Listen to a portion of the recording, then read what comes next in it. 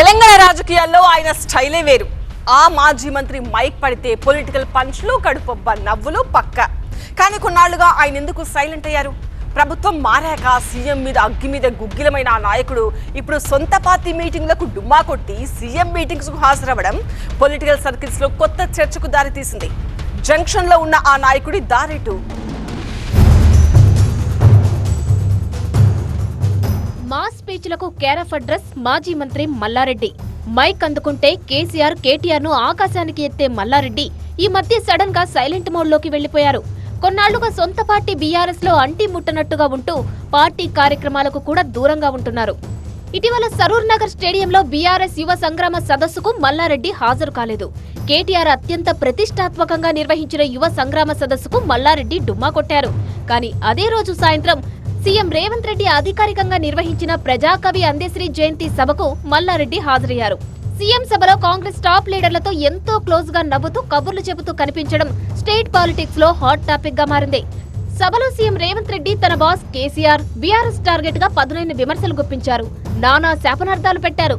ఒకప్పుడు కేసీఆర్ ను దేవుడంటూ ఆకాశానికి ఎత్తేసిన మల్లారెడ్డి తన బాస్ ను సీఎం అన్నేసి మాటలు అంటున్నా అక్కడే ఉండి మల్లారెడ్డి మౌనంగా ఉండిపోవడంపై తీవ్ర విమర్శలు వస్తున్నాయి.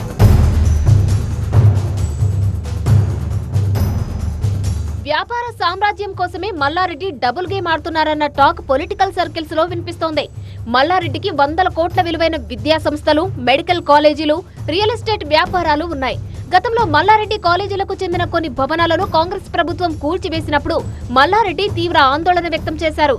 బీఆర్ఎస్ పవర్ లో లేదు కాబట్టి తన వ్యాపార సామ్రాజ్యాన్ని కాపాడుకోవడానికి అధికార కాంగ్రెస్ పార్టీతో దోస్తీ కడుతున్నారనే చర్చ నడుస్తోంది. అటు కేంద్రంలో ఉన్న బీజేపీతో, ఇటు రాష్ట్రంలో ఉన్న కాంగ్రెస్ తో టచ్ లోకి వెళ్లి డబుల్ గేమ్ ఆడుతున్నాడనే చర్చ బీఆర్ఎస్ లో వినిపిస్తోంది. మరోవైపు మల్లారెడ్డి ఇంట్లో పొలిటికల్ ఈక్వేషన్స్ విచిత్రంగా మారాయి. కోడలు ప్రీతిరెడ్డి త్వరలోనే కేంద్రంలో అధికారంలో ఉన్న బీజేపీలో చేరి యాక్టివ్ పాలిటిక్స్ లోకి ఎంట్రీ ఇవ్వబోతున్నట్టు ప్రచారం జరుగుతుంది.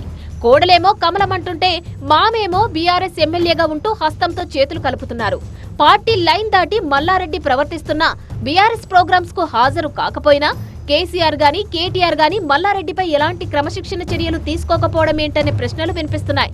అసలే అధికారంలో లేము, ఆర్థికంగా బలమైన మల్లారెడ్డి లాంటి సీనియర్ నేతలపై ఈ టైంలో చర్యలంటే మల్లారెడ్డి అల్లుడు మల్కాజ్గిరి ఎమ్మెల్యే మర్రి రాజశేఖర్ రెడ్డి కూడా పార్టీకి దూరమయ్యే ప్రమాదం ఉంది. గ్రేటర్ హైదరాబాద్ కార్పొరేషన్ ఎన్నికల వేళ మల్లారెడ్డి వ్యవహారం బీఆర్ఎస్ పార్టీకి పెద్ద తలనొప్పిగా మారే అవకాశం ఉంది. అందుకనే అధిష్టానం సైలెంట్ గా ఉందన్న సందేహాలు వినిపిస్తున్నాయి. మూడు పార్టీలతో మల్లారెడ్డి కుటుంబం సన్నిహితంగా ఉంటూ తమ అవసరాల కోసం రాజకీయ చతురత ప్రదర్శిస్తుందా? ప్రస్తుతం జంక్షన్ లో ఉన్న మల్లారెడ్డి తన ముందున్న పొలిటికల్ క్రైసిస్ ను ఎలా అధిగమిస్తారు? మల్లారెడ్డి ఎపిసోడ్ ను బీఆర్ఎస్ ఎలా హ్యాండిల్ చేస్తుందో చూడాలి.